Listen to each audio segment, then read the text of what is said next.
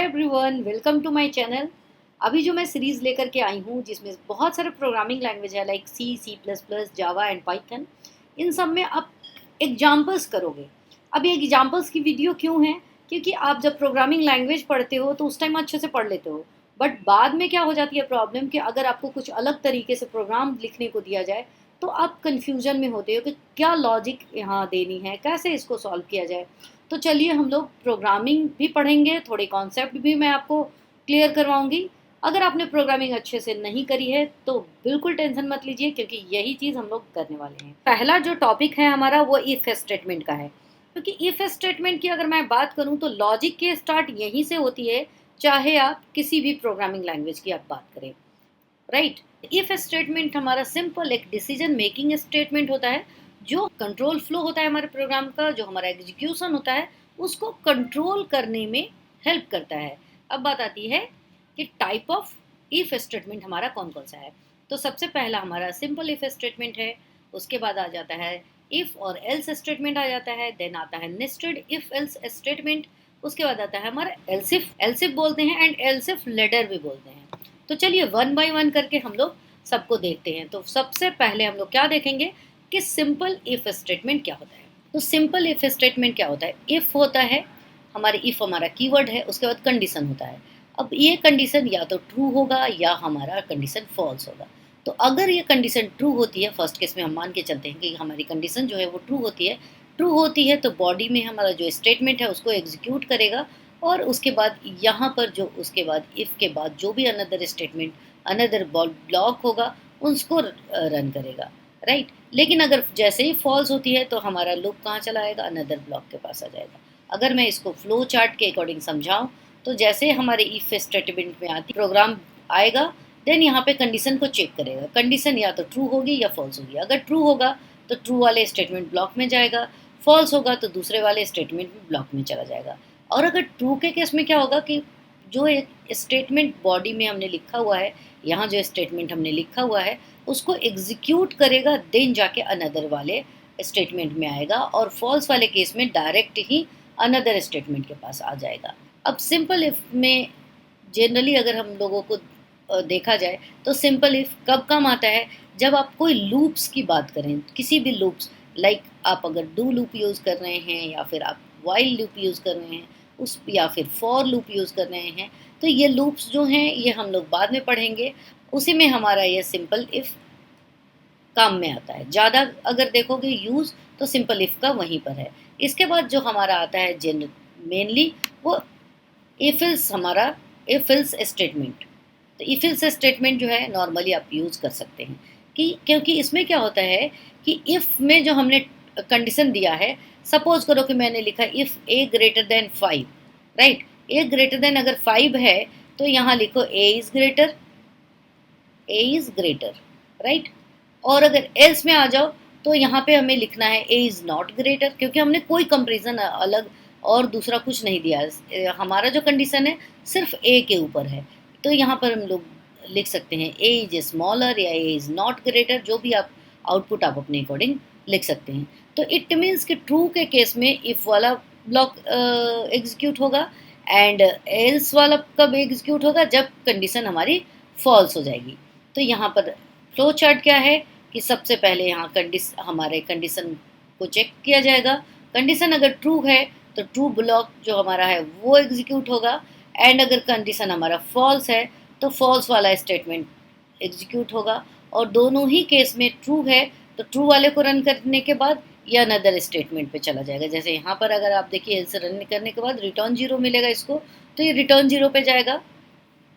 Just like इसी तरीके से अगर ट्रू नहीं मिला तो फॉल्स में हमने लिखा हुआ है जो पार्ट, जैसे फॉल्स में लिखा है इट इज़ अ रेक्टेंगल, तो वो रन करेगा एंड कहाँ आ जाएगा? अनदर स्टेटमेंट में आ जाएगा। अनदर स्टेटमेंट हमारा रिटर्न 0 मिलेगा और उस पर आ जाएगा। उसके बाद हमारा प्रोग्राम आके एंड हो जाएगा। तो क्योंकि यहीं पे हमने एंड किया प्रोग्राम को, तो यहीं आके एंड हो जाएगा। राइट।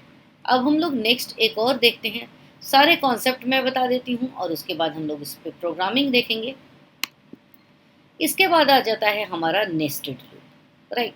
अब अगर मैं आपको बताऊं कि अगर आपने सिर्फ एक सिंपल जो हमारा इफ एल्स है, इसको अगर आपने पढ़ लिया है तो अब आपको कभी भी कोई प्रॉब्लम नहीं आएगी। अगर आपने इसको पढ़ लिया तो इसमें होता क्या है कि इसमें आपका एक इफ़ होता है, एक कंडीशन होती है, वो ट्रू होता है तो इफ़ वाला पार्ट रन करता है, नहीं ट्रू होती है, फॉल्स होती है तो एल्स वाला पार्ट रन करता है। अब इसी को अगर आप माइंड में रखेंगे तो बाकी सारा समझ में आ जाएगा। तो बाकी के लिए मैं बताती हूँ। अब देखिए यहाँ पर अगर मैं आपको बताऊँ तो ये एक इफ़ कंडीशन है, राइट? यहाँ पे हर एक इफ़ का एक एल्स कंडीशन होता है।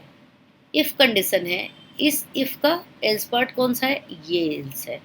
तो अब इफ़ में जो हमारा क्या होता है कि एक बॉडी स्टेटमेंट होता है, इफ़ का स्टेटमेंट होता है। तो इस इफ़ के स्टेटमेंट में ही हमने क्या किया है, एक नया सिंपल इफ़ बना लिया है, राइट? तो अब इस इफ़ को ट्रू करेगा पहले। अगर ये ट्रू होता है देन इफ़ के पार्ट में आता है, तो जब ट्रू हुआ तो यहाँ आएगा और यहाँ देखेगा कि आपने नया इफ़ बना दिया है। तो देन अब फिर से इसको मिल रहा है एक कंडीशन, तो फिर से इस कंडीशन को चेक करेगा और दोनों ही कंडीशन, दोनों का पहला कंडीशन ट्रू हुआ तो ये दूसरे में आया, तो इसको T1 और इसको मैं T2 लिख लेती हूँ। तो दोनों ही कंडीशन ट्रू होता है। देन नेक्स्ट जो हमारा सेकंड इफ है उसके अंदर का स्टेटमेंट कब रन करता है? When both if are true, both if are true. इस केस में हमारा सेकेंड इफ जो हमारा है वहाँ का स्टेटमेंट रन करेगा। अब सेकेंड इफ वाले के एल्स पार्ट में कब जाएगा? जब फर्स्ट इफ इज ट्रू। यहाँ हमारा जो पहला इफ है, फर्स्ट इफ है, इफ इज ट्रू बट जो हमारा सेकेंड इफ है यहाँ फॉल्स होगा तभी इसके अंदर आएगा। तो सेकेंड इफ इज फॉल्स, तब कहाँ चला जाएगा? ये हमारे सेकेंड इफ के फॉल्स वाले पार्ट में चला जाएगा, यानी कि यहाँ चला जाएगा। दोनों इफ ट्रू है तो यहाँ चला आया। अब सपोज करिए कि पहला इफ ही फॉल्स हो गया, यहीं से हमें फॉल्स वैल्यू मिल गई, तो क्या करेगा? इस इफ को रन, यहाँ पे इस एल्स को रन करेगा। यहाँ से जो एल्स पार्ट है यहाँ आएगा, इसको एग्जीक्यूट करेगा। तो जब हम एक इफ के अंदर दूसरा इफ दे देते हैं उसी को हम लोग बोलते हैं इफ विद इन इफ। इसको हम लोग क्या बोलते हैं? If with in if, that is called nested if. कि एक कंडीशन को ट्रू होने पे तभी दूसरा कंडीशन हमें उसको सर्च करने जाना है। जैसे अब अगर मैं एग्जांपल में देखूँ तो यहाँ हमने लिया है कि if marks greater than equals 50 तो सी आउट, प्रिंट क्या करो? You passed. लेकिन अगर मार्क्स ग्रेटर देन 50 है और 100 लेस देन या 100 के बराबर है, देन आपको क्या मिलेगा? Output perfect. इसका एक बहुत अच्छा एग्जांपल देती हूँ कि सपोज करो कि आप किसी कॉलेज में एडमिशन लिए हो और आपको कोई मैसेज करना है, तो आपको कैसे मैसेज किया जाएगा? पहला कंडीशन कि आप उस कॉलेज के स्टूडेंट हो कि नहीं। अगर वो कंडीशन यस होता है देन क्या चेक किया जाएगा कि सपोज करो आप बीटेक कर रहे हो और सीएस के स्टूडेंट हो, तो क्या चेक करना है कि अगर वो स्टूडेंट एबीसी कॉलेज में पढ़ता है, अगर ये ट्रू होती है तो दूसरा कंडीशन चेक करो कि वो सीएस का स्टूडेंट है, देन यस, तो उसको ये वीडियो जो C++ वाली वीडियो मैं पढ़ा रही हूँ उसको आप सेंड कर दो। अब अगर मान लो कि वो एबीसी कॉलेज का स्टूडेंट है बट वो कुछ और कर रहा है, सपोज करो वो फाइनेंस कर रहा है, देन आप इस वीडियो को भेज के कोई फ़ायदा नहीं है। तो पहले कंडीशन में अगर ये चेक हो जाता है कि वो एबीसी कॉलेज का स्टूडेंट ही नहीं है तो हमारा मैसेज क्या आ जाएगा? यहाँ ही फॉल्स हो गया तो यहाँ आ जाएंगे हम लोग और लिख देंगे कि you are not valid student और you are not student of ABC college, right?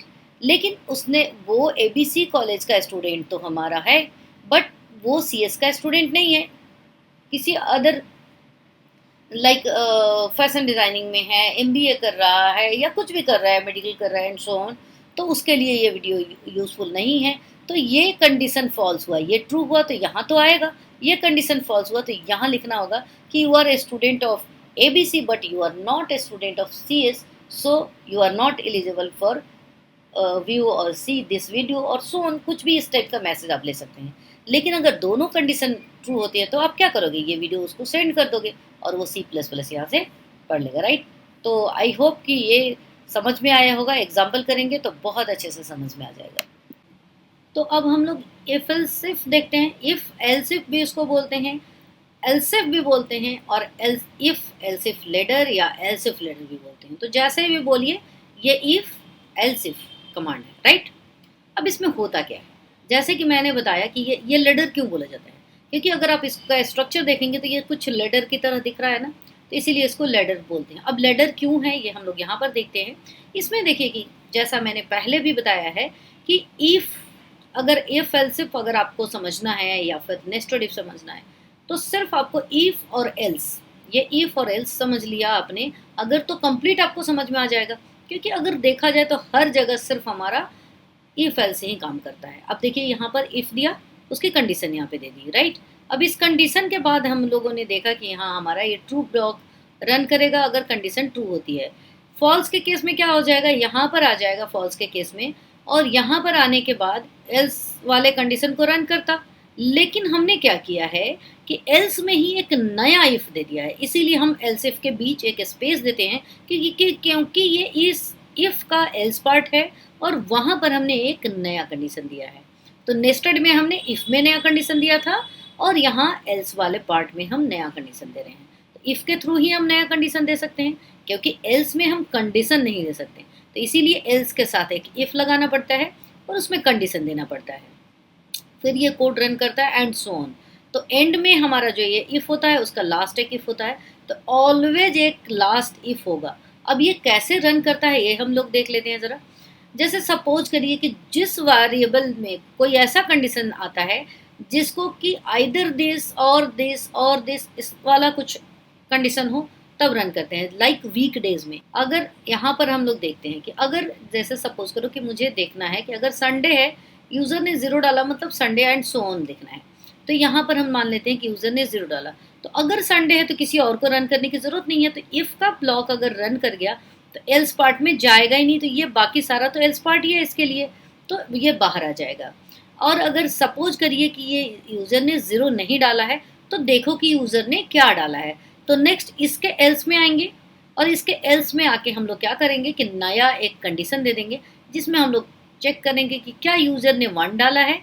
तो अगर 1 रन करता है तो भाई इस पार्ट को रन करो, क्योंकि ये इस इफ़ का पार्ट है, इसको रन करो। नहीं तो इसके एल्स में आ जाओ, इसके एल्स में फिर से कंडीशन है कि क्या यूज़र ने 2 डाला है एंड सो ऑन। अब अगर मान लो कि 0 से लेकर 6 तक में हमारा सारा जो 7 डेज है वो आ जाता है, लेकिन यूज़र तो यूज़र है। अगर आपने 0 से 6 तक बाइंड किया कि आपको 0 से 6 तक डालना है, तो वो सबसे पहले 7 या 8 डाल के देखेगा या 100 डाल के देखेगा, या फिर ABC कुछ डाल के देखेगा या कोई कैरेक्टर डाल के देखेगा। तो ये सब अगर कुछ भी डाले, मीन्स कि 0 से 6 के अलावा कुछ भी आप कीबोर्ड से डालते हैं, तो इसको हैंडल करने के लिए हमारा ये एल्स पार्ट इसको हैंडल करता है। फ्लो चार्ट में आप देख लो, बहुत ईजिली समझ में आ जाएगा। यहाँ पे कोई कंडीशन हमें मिला, लाइक यहाँ पर हमें मिला कि 0 मिला, तो संडे को प्रिंट करना है, इस स्टेटमेंट को प्रिंट करना है पहले वाले को, और सीधा बाहर आ जाना है। दैट मीन्स कि यहाँ पर आ जाना है, तो ये सीधा का सीधा बाहर आ गया और बाहर का जो अदर स्टेटमेंट है उसको रन किया, उसके बाद जितने सारे स्टेटमेंट को रन किया और प्रोग्राम को एंड कर दिया। नहीं अगर ये ट्रू होता है तो एल्स पार्ट में जाएगा, एल्स में देखेगा फिर से नया कंडीशन इसको मिल गया। यहाँ देखिए फॉल्स के केस में आ रहा है, फॉल्स में आते के साथ इसको नया कंडीशन मिल रहा है, तो नया कंडीशन में भी 2 चांसेस हैं, या तो ट्रू होगा या फॉल्स होगा। ट्रू होगा तो सेकंड कंडीशन एग्जीक्यूट होगा एंड देन वापस से ये फिर आएगा और अदर स्टेटमेंट में आ जाएगा, मीन्स कि ये सारे लूप को स्किप कर देगा।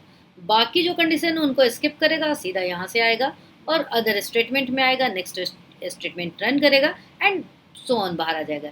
इसी तरीके से ये सारे इफ को एक एक करके चेक करेगा, जिसमें भी अगर हमारा कंडीशन ट्रू मिलता है उसके स्टेटमेंट को रन करेगा और वहीं से ये बाहर आ जाएगा पूरे लूप से। ये जो जितना हमने कंडीशन दिया उस सारे लूप से बाहर आके जो यहाँ हमारा अनदर स्टेटमेंट है उस अनदर स्टेटमेंट को रन करेगा, और उसके बाद एंड तक जो भी आप इसको जो भी मिलेगा, जितने सारे स्टेटमेंट मिलेंगे सबको रन करेगा और प्रोग्राम को नॉर्मली एग्जीक्यूट करता हुआ एंड की तरफ आ जाएगा।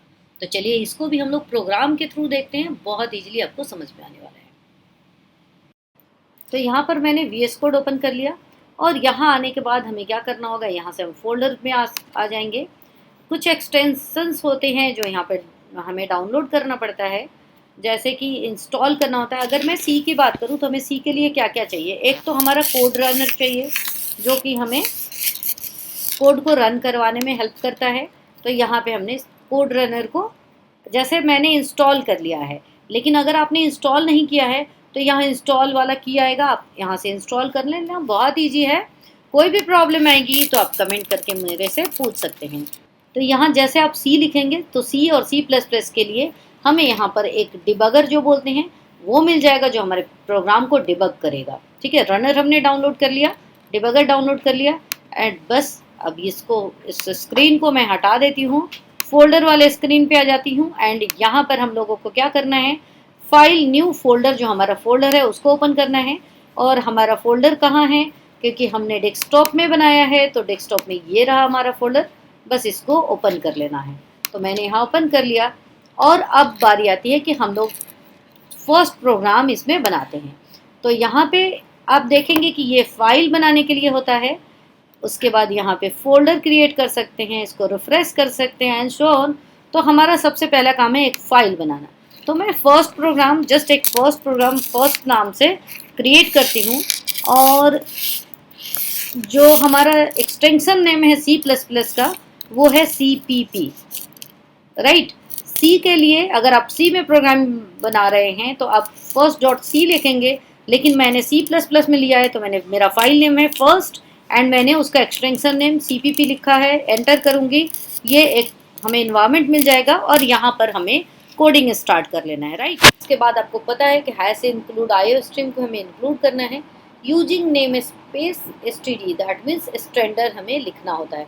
ये क्यों लिखना होता है, ये एक अलग टॉपिक रहेगा, तो उसे हम किसी सेपरेट वीडियो में देखेंगे। अभी के लिए सिर्फ इतना काफ़ी है कि जो नेम स्पेस std हम लोग इसलिए लिखते हैं क्योंकि जो हम सी आउट करेंगे उसके लिए हमारा नेम स्पेस जो होना चाहिए वो स्टैंडर्ड होना चाहिए, दैट मीन्स कि std होना चाहिए।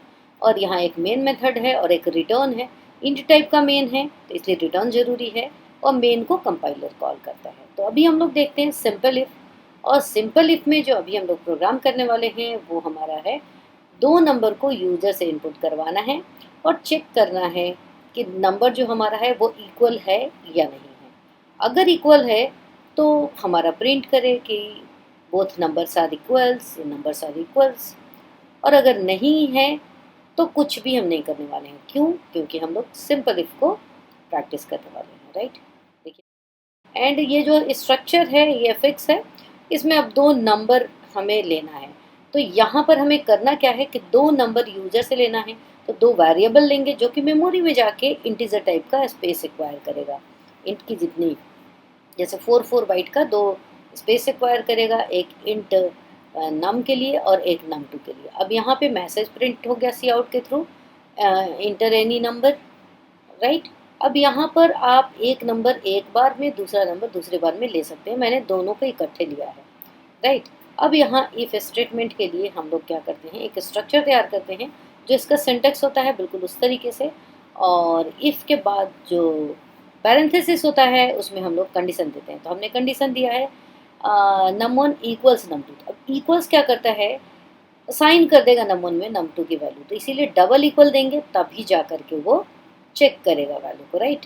तो अब यहाँ हमें क्या करना है, सी आउट करना है। अगर नेम स्पेस हमने नहीं दिया होता तो हमें std लिखना होता, डबल कोलोन लिखना होता, देन हम सी आउट लिख सकते थे। तो हमने एक बार ही नेम स्पेस std दे लिया है, तो हम चाहे जितनी मर्जी सी आउट वगैरह लिखें, उससे कोई प्रॉब्लम नहीं है। और यहाँ पर हमने देखा कि हम लोगों ने, यहाँ पर मैं लिख लेती हूँ कि number, both numbers are equal, right. बस इतना ही प्रोग्राम है। चलिए इसी को हम लोग रन करा के देखते हैं और हमारा आउटपुट क्या आता है, ठीक है। तो रन कराते हैं इसको, और ये देखिए रन कराया, और रन कराने के बाद यहाँ पर देखेंगे तो अब ये रन हो गया। यहाँ बोल रहा है कि एंटर एनी टू नंबर्स, तो हमने 23 डाला और दूसरा नंबर भी 23 ही डाला, तो बोथ नंबर्स आर इक्वल इसने लिख दिया, राइट। तो चलिए एक और प्रोग्राम करते हैं और उससे इस कॉन्सेप्ट को और क्लियर हो जाएगा आपको कॉन्सेप्ट। तो दूसरा प्रोग्राम मैं करती हूँ, और हमारा दूसरा प्रोग्राम है कि यूजर से किसी एक पर्सन का एज लेना है और हमें चेक करना है कि यूजर जो है, जो पर्सन है वो एलिजिबल है वोट के लिए या नहीं। तो ये जो स्ट्रक्चर मैंने बताया था इसको मैंने जल्दी जल्दी से टाइप कर लिया है। अब यहाँ हमें क्या करना है, एक एज लेना है। तो इंट एज लिया तो इंटीजर टाइप का एज हमारे मेमोरी में क्या होगा, जा करके 4 बाइट का एज नाम से वेरिएबल क्रिएट हो जाएगा। यहाँ पर यूजर से एंटर करा लिया और हमने सी इन कर लिया एज को, और हमें चेक करना है कि if age is greater than 18, तो हमने इफ़ लिखा, उसमें एज लिखेंगे, ग्रेटर देन 18 लिख देंगे, कंडीशन हो गया। अब अगर ये कंडीशन ट्रू होती है तो आउटपुट क्या आना चाहिए, हमें पर्सन को बोलना है कि भाई आप एलिजिबल हो वोट के लिए, राइट। तो हम लोग सी आउट कर लेंगे और यहाँ पे लिख देंगे congratulations you are eligible for vote, right. तो इसको रन कराते हैं और ये देखिए रन कराने के बाद यहाँ ये एज मांग रहा है, एंटर योर एज। मैंने 20 डाल दिया तो लिख रहा है congratulations you are eligible for vote, ये फॉर, यस अब हो गया फॉर। दोबारा से रन करा देती हूँ इसको और देखिए ये एज मांग रहा है, यहाँ वापस से मैंने 20 डाल दिया एंड हमारा प्रोग्राम बिल्कुल सही है। लेकिन फॉल्स के केस में ये कुछ भी रन नहीं करता और इसी समय हमें ज़रूरत होती है एल्स पार्ट की। देखिए अगर मैंने यहाँ पे 12 डाल दिया या 18 से बिलो डाल दिया तो ये कुछ भी रन नहीं किया, वो प्रॉम्प्ट पे आ गया। तो इसके लिए के एल्स पार्ट में आते हैं कि अगर एज ग्रेटर देन 18 नहीं हो, बिलो हो, लेस हो, देन हम क्या करेंगे, तो वो पार्ट हमारा किस में जाएगा, एल्स पार्ट में जाएगा। तो यहाँ पर हम लिखेंगे सॉरी यू आर नॉट, लगा देंगे इसमें नॉट एलिजिबल फॉर वोट। तो बस इसको रन कराना है और रन कराने के बाद यहाँ पर हम लोग जो एज डालेंगे वो डालेंगे उससे बिलो, दैट मीन्स कि कंडीशन को फॉल्स करेंगे। और फॉल्स के केस में आप देख रहे हैं यहाँ पर हमारा फॉल्स वाला मैसेज आ रहा है, बट पहले में नहीं आ रहा था। तो अब आप लोगों को सिंपल इफ़ और इफ एल्स के बीच का डिफरेंस समझ में आ गया। दैट मीन्स कि सिंपल इफ में सिर्फ हमारा इफ पार्ट होता है और इफ एल्स में एल्स पार्ट आ जाता है। तो दूसरा प्रोग्राम भी देख लेते हैं तो और क्लियर हो जाएगा। दूसरे प्रोग्राम में हम लोग क्या करेंगे कि 2 नंबर लेंगे और दोनों के बीच हमें चेक करना है कि कौन सा नंबर बड़ा है, आई मीन कि ग्रेटेस्ट नंबर को ढूंढना है, राइट। तो हैश इंक्लूड ले लिया, यूजिंग नेम स्पेस एसटीडी ले लिया, इंट मेन ले लेंगे एंड 2 नंबर को हमें लेना है। तो इंट num1 num2 हमने ले लिया, 2 ले लिया, दोनों मेमोरी में स्पेस बनाएगा। अब यहाँ पर हम लोग लिखते हैं cout enter any 2 number, right. अब 2 नंबर को करना है तो सी इन और यहाँ num1 लिख लिया और num2 भी ले लिया, दोनों नंबर को एंटर कर लेंगे। अब बारी आती है कि दोनों नंबर एंटर तो हो गया, चेक करना है num1 ग्रेटर देन num2 है या नहीं। अब मैं आपको इसी प्रोग्राम में 2 तरीका बताने वाली हूँ। तो सबसे पहले हमने चेक कर लिया कि num1 ग्रेटर देन num2 है। अगर ट्रू है तो क्या करता है, जो सिंपल इफ है पहले उसी को आप ध्यान में रखिए, num1 इज़ ग्रेटर, यही लिखेंगे हम लोग ट्रू के केस में जो आता है। चलिए हम लोग क्या करते हैं कि यहाँ 2 सिंपल इफ हम लोग बना लेते हैं। तो दूसरा सिंपल इफ हम लोग यहाँ पे देखते हैं और इसमें में पूछते हैं कंडीशन में कि क्या num2 num1 से बड़ा है। तो ये कंडीशन अगर होता है, अगर ट्रू है तो ट्रू के केस में हमें क्या लिखना है, सी आउट करो और क्या करो कि num2 इज ग्रेटर, राइट। अब ये दोनों जो कंडीशन है ये दोनों कंडीशन अलग अलग है, तो भी ये प्रोग्राम जब हम लोग रन कराएंगे तो इस प्रोग्राम को रन कर देगा। यहाँ रिटर्न 0 लिख लिया है और इसको रन करते हैं और रन करने के बाद आप देखेंगे आउटपुट, तो आउटपुट भी बिल्कुल सही आएगा।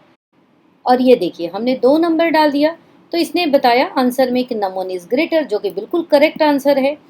तो लेकिन ये जो एज ए गुड प्रोग्रामर हमें 2 सिंपल इफ लेकर के काम नहीं करना है, जबकि हमारे पास इफ और एल्स की फैसिलिटी है। तो इफ में कंडीशन डालना है, ट्रू होगा तो इफ पार्ट रन करेगा और एल्स हम लिखेंगे और एल्स होगा तो एल्स वाला पार्ट रन करेगा। तो ये बिल्कुल करेक्ट है, इस तरीके से हमें प्रोग्रामिंग करनी है। बस अब इसको रन कराते हैं और देखिए यहाँ पर भी हमने 2 नंबर डालना है और दोनों नंबर को डाल करके हम लोग चेक कर लेंगे कि ये प्रोग्राम सही है या नहीं। तो और भी प्रोग्राम हम लोग आगे करेंगे और ये देखिए बिल्कुल सही प्रोग्राम है हमारा। तो इसी तरीके से आपको प्रोग्रामिंग करनी है। तो हम लोगों ने सिंपल इफ भी देख लिया और हमने इफ और एल्स भी देख लिया, राइट।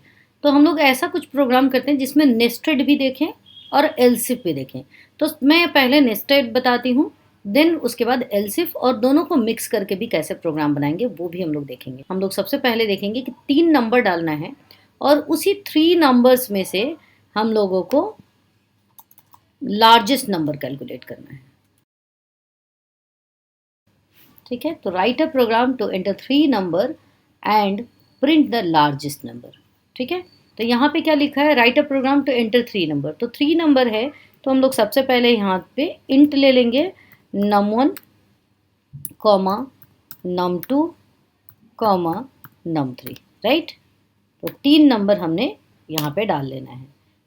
अब जैसे सी इन करना है, तो सी इन में हमें क्या है कि आप अलग अलग नंबर ले लीजिए, जैसे मैंने पहले भी बताया था। अब यहाँ पे मैंने num1 डाल दिया, ठीक है। num1 के बाद मैं दूसरा सी इन ले लूँ इस तरीके से, फिर वापस से मैं इसको क्या करूँ कि दूसरा यहाँ पे num2 डाल लूँ, इस तरीके से भी ले सकते हैं, या फिर इसको मैं हटा देती हूँ यहाँ से, क्योंकि हमें एक्स्ट्रा लाइन बनाने की कोई ज़रूरत नहीं है, तो एक्स्ट्रा लाइन हम नहीं बढ़ाते हैं और इसी लाइन में लिखते हैं, राइट। ये देखिए यहीं पर मैं लिखूंगी num2 एंड ये गया हमारा num3। अब ये कर क्या रहा है, 1 बाई 1 मैं लिखती भी जाती हूँ एंड समझाती भी जाती हूँ। इतने प्रोग्राम को मैं अगर समझाऊँ आपको कि यहाँ इंट num1 हमने लिया है, num2 num3, दैट मीन्स कि इंटीजर टाइप का 3 वेरिएबल क्रिएट हो रहा है। ये मेमोरी में जाएगा, जिसको जहाँ स्पेस मिले वहाँ जाके इंटीजर टाइप का, दैट मीन्स कि 4 बाइट का स्पेस एक्वायर करेगा हमारे मेमोरी में जाके, लेकिन उसमें अभी तक कुछ डाला नहीं है। जब यहाँ पे हम लोग डालेंगे सीन में, तब जाके वैल्यू उसमें डलेगी। तो सबसे पहले यूज़र को कुछ दिखना भी चाहिए कि क्या हम लोग लिखना चाहते हैं। तो यहाँ पे है कि एंटर एनी 3 नंबर्स, तो यूज़र क्या करेगा, तीनों नंबर डाल देगा। तो num1 में जो डालेगा वो जाके num1 वाले बॉक्स में स्टोर हो जाएगा। फिर num2 में डालेगा, आप सोचो कि num2 का भी एक बॉक्स सा बना हुआ है, उसमें जाके हमें कुछ डालना है। आपने 3 बॉक्स अलग अलग रख रखे हैं और हर एक बॉक्स में बोला जा रहा है कि ठीक है, ये जो सेकंड नंबर आए उसको ले जाके num2 वाले में रख दो, फिर थर्ड नंबर आए उसको ले जाके num3 में रख दो। तो अब चलिए पहले मैं नेस्टेड से बना के दिखाती हूँ।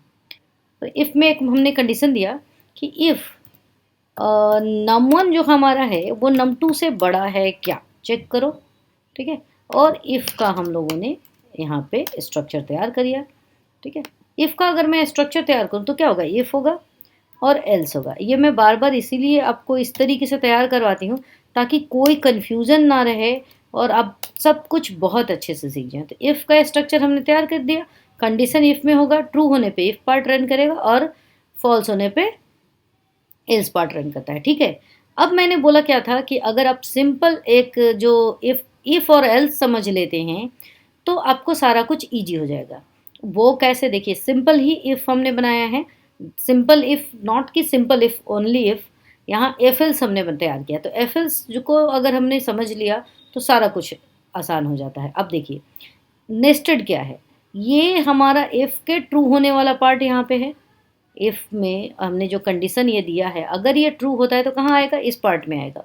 अब इसी पार्ट में मैं क्या करने वाली हूँ कि यहीं पर एक दूसरा इफ़ दे देती हूँ, क्योंकि ट्रू के केस में आए तो हमने उसको वापस से एक कंडीशन दे दिया कि अब चेक करो कि num1 जो है वो क्या ग्रेटर है num3 से भी।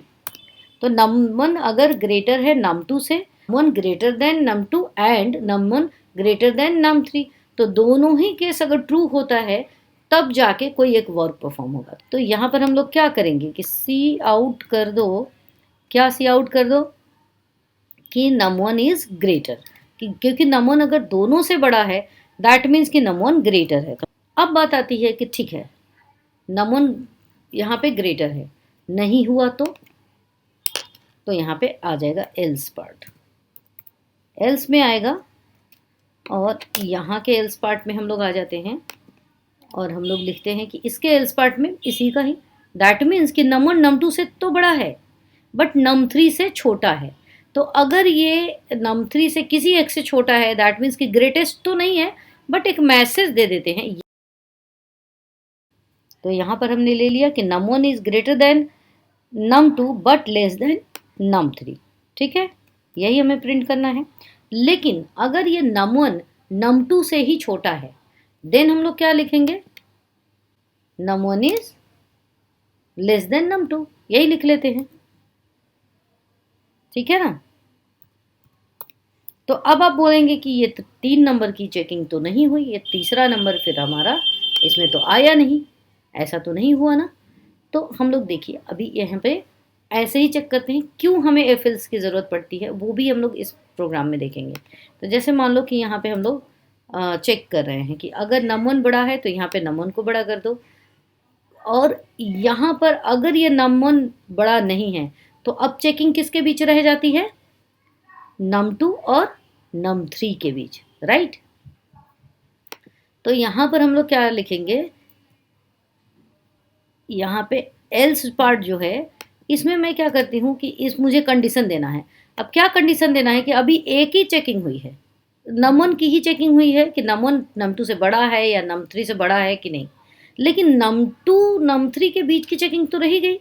तो एल्स पार्ट में हम लोग एक नया कंडीशन लगा देते हैं, क्योंकि एल्स में तो कंडीशन नहीं लिख सकते ना, तो नया कंडीशन लगा देते हैं और उसी को हम लोग बोलते हैं एल्सिफ, ठीक है। लेडर वाला अभी हम लोग पढ़ेंगे, ये है हमारा सिंपल एल्सिफ जो लिखते हैं ना। तो एल्सिफ में वापस से एक कंडीशन लिखेंगे। अब देखो num1 किसी से भी छोटा हुआ, चाहे कंडीशन यहाँ से फॉल्स हो या यहाँ से फॉल्स हो, ये तो डेफिनेटली है कि num1 एक से भी छोटा है तो लार्जेस्ट नंबर तो नहीं है। तो ठीक है, उसको अब रेस से हम लोग बाहर कर देते हैं और यहाँ num2 और num3 के बीच देखते हैं। तो हम लोग देखते हैं num2 num3 से बड़ा है क्या, ये चेक करो। अगर ये कंडीशन ट्रू होती है देन आप लिखो कि num2 इज ग्रेटर, राइट। अब ये यहाँ इफ आया है, जाहिर सी बात है इसका भी एक एल्स आएगा ना, तो इसीलिए लास्ट में एक एल्स जरूरी होता है एल्स इफ में। तो यहाँ पे एक एल्स लिया और इस एल्स पार्ट में हम लोगों को करना क्या है कि इस पे एल्स पार्ट में आओ। तो num1 अगर नहीं ट्रू होगा, ये दोनों ट्रू नहीं होगा, यहाँ से अगर फॉल्स हुआ तब इस वाले एल्स में आएगा, और यहाँ से भी फॉल्स हुआ तब इस वाले एल्स में आएगा। तो num1 ग्रेटर नहीं है तो num2 को चेक किया, num2 ग्रेटर नहीं है तो ऑब्वियस सी बात है चेकिंग करने की तो हमें कोई ज़रूरत ही नहीं है। हमें लिखना है, सी आउट करो और लिख दो कि num3 इज़ ग्रेटर। अब देखो इस प्रोग्राम को मैं रन करा रही हूँ, लेकिन अभी भी मैं बता रही हूँ कि ये एल्सिफ तो रन करेगा, बट एक टाइम पे आके कुछ ना कुछ प्रॉब्लम इसमें क्रिएट करने वाला है, मैं पहले ही बता दे रही हूँ। और क्या, वो मैं अभी आपको करके दिखाऊंगी। तो बस इसको रन कराते हैं। इसको आप यहाँ से रन करा सकते हैं, यहाँ से रन करा सकते हैं, जहाँ से मर्जी आप वहाँ से रन कराइए। तो यहाँ पर आ गया हमारा, देखिए एंटर एनी 3 नंबर्स। तो पहले हम लोग num1 को बड़ा करते हैं, तो 8 डालती हूँ, सॉरी यहाँ पे डालते हैं 9 डालती हूँ, दूसरा डालती हूँ मैं 8 और तीसरा डाल देती हूँ 7, ठीक है। तो यहाँ क्या प्रिंट आ गया, num1 is greater. First condition में हमारा ट्रू वैल्यू निकल के आ गया, ठीक है। दोबारा रन कराते हैं, वापस से रन कराते हैं। इसको मैं बार बार क्लोज भी कर देती हूँ, दोबारा से रन कराते हैं, क्योंकि ये सब कॉन्सेप्ट है ना वो बहुत ज़रूरी है आप लोगों को समझना। तो अगर ये आप लोग समझ लेते हैं ना, दैट मीन्स कि आपका कॉन्सेप्ट अगर क्लियर है तो आप कोई भी प्रोग्रामिंग बना सकते हैं। तो चलिए दोबारा रन करते हैं। अब हम num2 वाले को बड़ा करते हैं। तो पहले मैंने 7 डाल दिया, फिर मैंने 9 डाला और वापस से मैंने 8 डाल दिया। अब देखो क्या लिख रहा है, num2 इज ग्रेटर, ठीक है। ये कंडीशन भी हमारा सही है। चलिए वापस से रन कराते हैं एंड वापस से रन कराते हैं। अब हम लोगों को किसको बड़ा करना है, num3 को बड़ा करना है। यहाँ पे हमने डाल दिया 7, दूसरा नंबर 8, तीसरा नंबर 9, तो num3 इज ग्रेटर, ठीक है। तो अब आप कहोगे सारे केसेस तो कंप्लीट हो गए, लेकिन यहाँ देखिए कि num1 ऐसा डालो जो num2 से बड़ा हो लेकिन num3 से छोटा हो। इस कंडीशन में वो क्या करता है, क्या हमारा प्रोग्राम उस कंडीशन में भी रन करता है? तो वो देखने के लिए हम लोग यहाँ आ जाते हैं और यहाँ क्या डालना है कि num1 ऐसा डालो, जैसे num1 है यहाँ पर, वो num1 हमारा क्या होना चाहिए कि num2 से बड़ा होना चाहिए, ठीक है। तो num2 से बड़ा होना चाहिए, num2 में 7 डाल दिया, लेकिन num3 से छोटा होना चाहिए, तो num3 में मैंने 9 डाल दिया। अब देखिए कि अब हमारा प्रोग्राम सही आंसर लेके आता है या नहीं। अब ये लेके आ रहा है num1 is greater than num2 but less than num3। ये सही है, लेकिन हमारा ग्रेटर नंबर कहाँ गया? जो ग्रेटर नंबर है वो तो नहीं दिया। ये मैसेज दिया क्योंकि हमने वर्स्ट केस में ये मैसेज लिया था, लेकिन इसको तो लिखना क्या चाहिए कि num3 इज ग्रेटर।